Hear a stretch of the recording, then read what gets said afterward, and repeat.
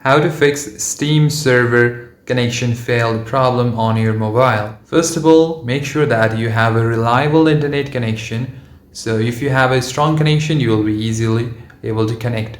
Or what you can do is set the Wi-Fi off for some time, turn on your airplane mode, wait for 10 to 15 seconds. After that, turn it off and again switch to Wi-Fi, or if the Wi-Fi is not working, you can also switch to mobile data. After that, now tap on the app for some time, tap on the eye icon, scroll down a bit, tap on the storage section. Here you'll find two options, clear cache and clear data. Make sure to tap on both of them. Tap on clear cache and tap on clear data, tap on delete to confirm your decision. After that, head back. Now close this. Now try reopening the app. This will fix your problem. If not, then what you can do is tap on the Play Store app, go to the search bar and type in Steam. Hit search. Now tap on Steam and see if any update is available.